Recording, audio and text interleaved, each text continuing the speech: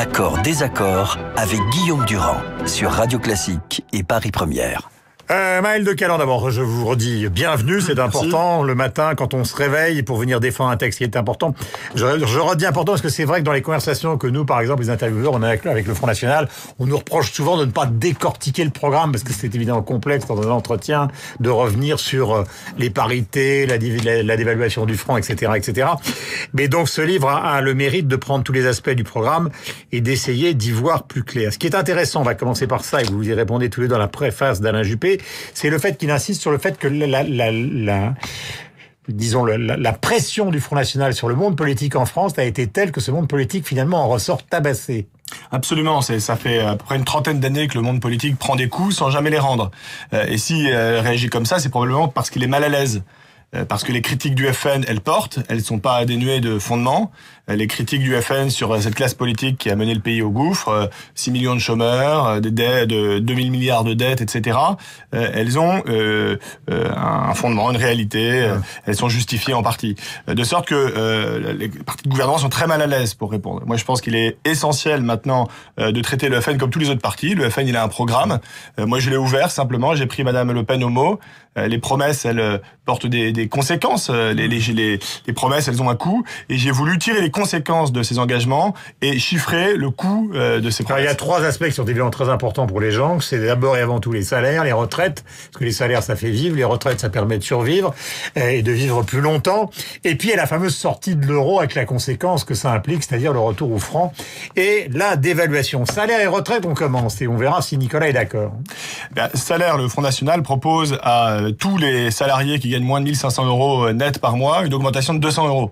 C'est-à-dire privé et public. Privé et public. Alors privé et public, il promet par ailleurs un dégel du point d'indice. Mais commençons par le privé. Il y a 10 millions de personnes qui gagnent moins de 1500 € net. Ça fait une promesse à 25 milliards d'euros. 200 € par mois fois 12 mois fois 10 millions de personnes. 25 milliards d'euros qu'ils financent au travers de droits de douane que j'ai chiffrés. J'ai regardé exactement ce qu'ils proposaient. Ça rapporte 6 milliards d'euros. Et donc ils financent 25 milliards avec 6 milliards, ce qui fait une ardoise à la charge des entreprises de 19 milliards. Et tout est comme ça dans leur programme. Droits de douane qui augmentent évidemment les prix à l'importation des produits qu'on achète. Absolument. In fine, ces droits de douane sont payés par le consommateur, mais je veux dire, c'est même pas le problème. C'est-à-dire qu'il y a 6 milliards qui financent 25 milliards, mais comme le FN est plein de ressources et que ces 6 milliards ont le dos large, quelques pages plus loin, ces mêmes droits de douane viennent financer le retour de la retraite à 60 ans.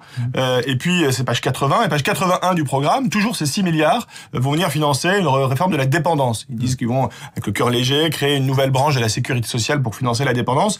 Moi, j'ai chiffré, tout simplement. J'ai mis des chiffres sur les promesses de Marine Le Pen, sans même, à la limite, juger de leur bien fondé. Et je constate qu'avec 6 milliards de recettes, elle finance près de 80 milliards de dépenses.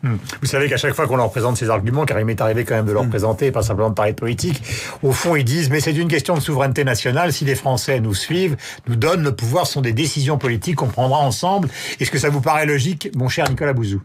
Non mais parce que tout est fondé sur la politique. Non mais moi je suis dévasté par le programme du Front National et je remercie 1000 fois Maël de Caland d'avoir fait ce livre qui est très important parce qu'en effet il faut répondre au programme et j'avais fait moi aussi alors de façon un peu moins précise mais cet exercice qui consistait notamment à chiffrer les augmentations de dépenses publiques qui étaient prévues par le Front National et j'arrivais à des sommes tellement astronomiques que véritablement on ne pouvait penser que ça ne pouvait générer que derrière mais j'arrivais à des centaines de milliards d'euros de dépenses supplémentaires en plus parce que vous aviez du salaire parental, vous aviez tout un tas de revenus en plus, vous aviez des augmentations de fonctionnaires. Alors tout ceci, en effet, soi-disant financé par une augmentation des droits de douane, mais l'augmentation des droits de douane, alors non seulement ça vous plonge rapidement un pays en récession, hein, quand vous pratiquez le protectionnisme, c'est une augmentation de prélèvements obligatoires qui pèse sur les entreprises, qui pèse sur les ménages, c'est payé par quelqu'un, donc ça a des effets dépressionnistes qui sont importants. Et c'est un programme qui est un programme très interventionniste. Je crois que c'est véritablement ça ce qu'il faut expliquer aussi aux Français. Et je vais dire quelque chose alors qui choque toujours énormément. Je ne sais pas si Maël sera d'accord, mais vous avez une convergence quand même aujourd'hui programmatique des extrêmes qui est très aboutie. C'est-à-dire qu'on est très proche de ce que Chavez a fait au Venezuela. Avec les résultats qu'on voit en ce moment d'ailleurs au passage. Je voudrais vous poser la question à tous les deux, Maël de Caland et donc Nicolas.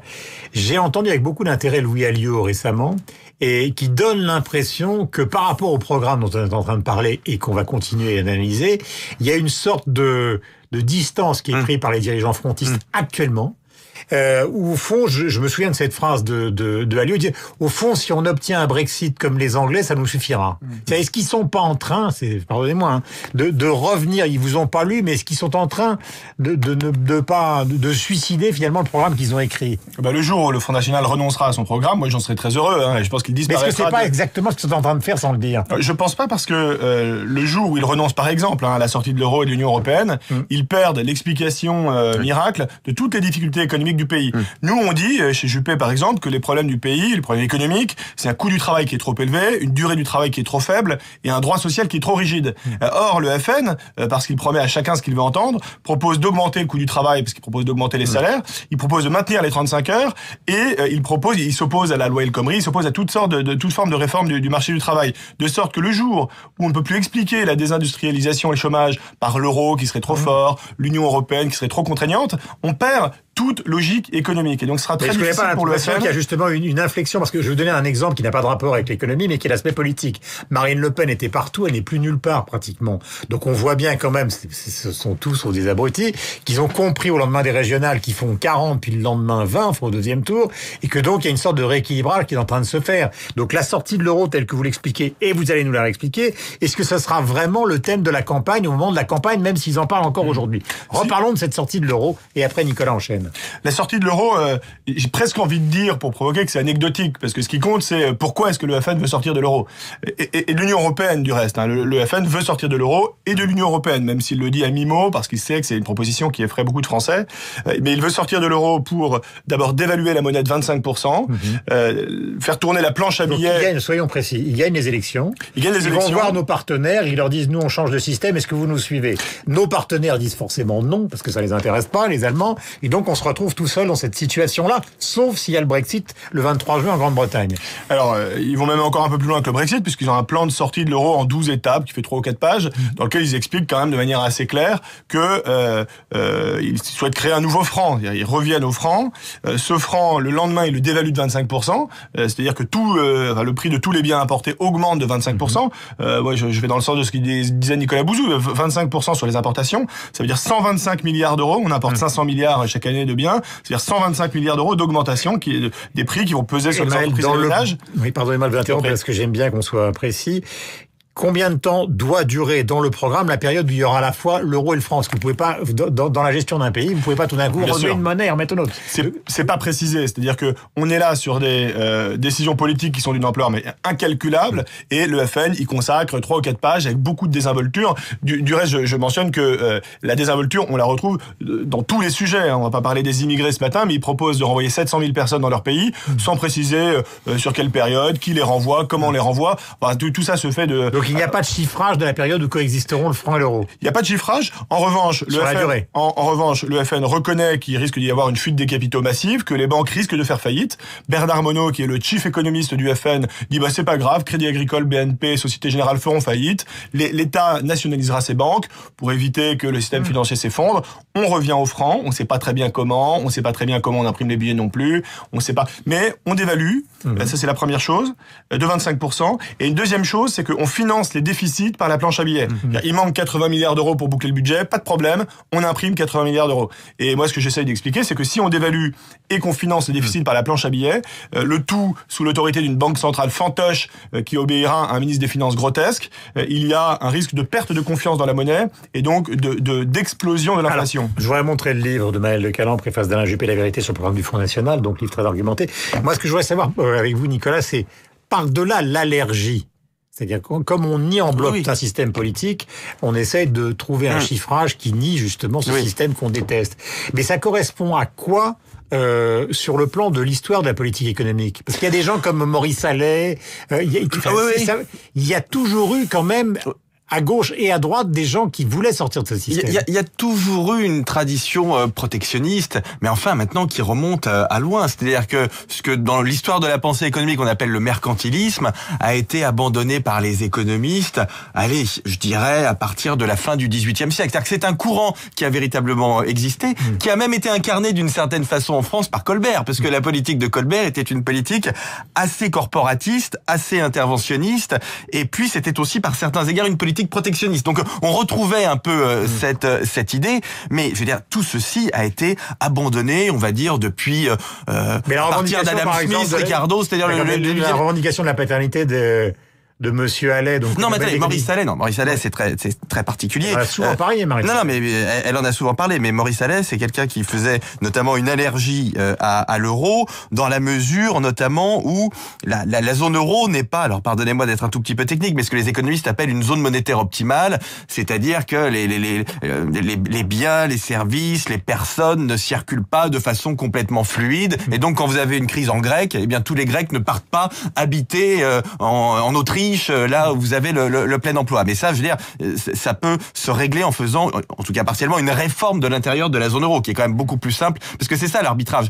La zone euro ne fonctionne pas bien aujourd'hui, mais est-ce qu'il vaut mieux en sortir ou est-ce qu'il vaut mieux réformer la zone euro pour faire en sorte qu'elle fonctionne? Mais si je peux faire, Guillaume, deux remarques très rapidement. Vous avez tout à l'heure évoqué la question du Brexit, mais moi je suis de très près la campagne du Brexit en Angleterre.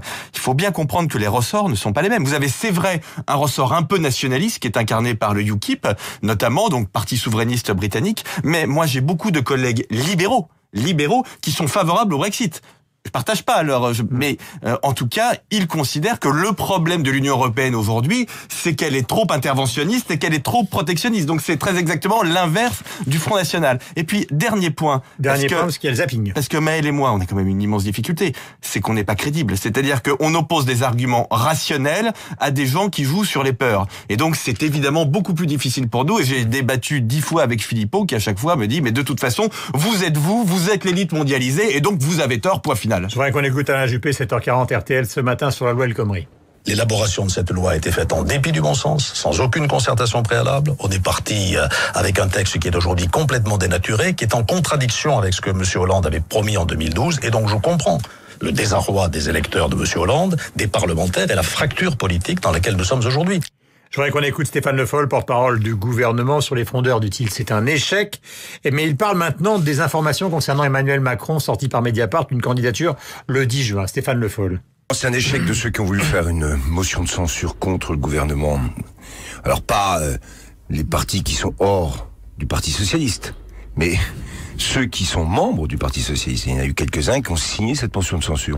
Mais je leur dis qu'ils ont pris une lourde responsabilité. Mais ils s'en fichent. J'ai l'impression qu'ils s'en fichent. Oui. Et malheureusement, ce que vous me dites, ou ce que j'ai vu hier avec cette annonce de Mediapart, m'a d'abord surpris. Ensuite, il y a eu un démenti qui a été fait, et je reste sur ce démenti.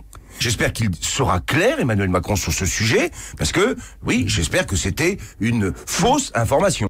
Voilà, il l'espère, et on va en parler évidemment tout au long de la journée.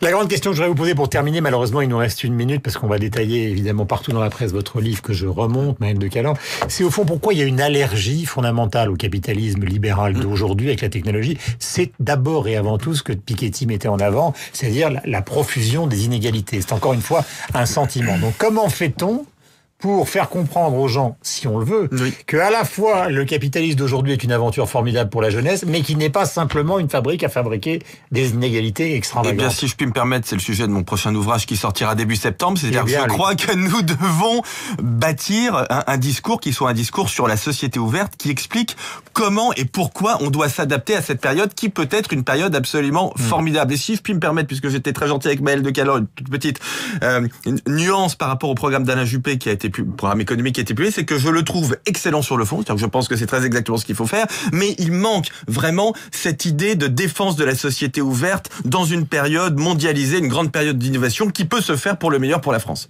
Voilà. Sur cet aspect-là, justement, l'aspect Piketty. Les populismes prospèrent dans le monde entier parce que les classes moyennes sont ici et là en train un peu de lâcher la démocratie en quelque sorte. Elles sont fragilisées, en France par le chômage, aux États-Unis par les inégalités, et donc on peut y répondre en développant des projets politiques qui, en France, nous mènent au plein emploi, parce que le plein emploi, c'est les salaires, c'est le pouvoir d'achat, c'est les classes moyennes qui réadhèrent au projet démocratique. Mais le monde est devenu complexe. les solutions ne sont pas aussi simples et les leviers aussi faciles à actionner qu'il y a 20 ans. Mais par exemple, vous allez à Nuit debout, vous allez vous promener du côté de la place de la République. Les arguments qu'on entend, c'est toujours les mêmes. C'est il fraude le fisc et de toute façon 1% possède. C'est ça les arguments. On répondra à répondre à ces arguments, non pas par la parole mais par les faits. Et quand la droite, si c'est elle qui revient au pouvoir en 2017, aura réussi 5 ans d'exercice du pouvoir et à réformer ce pays et à donner du boulot à ces jeunes de Nuit debout. Merci beaucoup. Vous reviendrez quand vous voulez. Maël de Caland et Nicolas, bien évidemment, est un habitué. Nous sommes sur Radio Classique et Paris Première. Nous avons rendez-vous avec la bourse dans un instant et la musique va intervenir avec Ève Ruggieri, notre diva maison.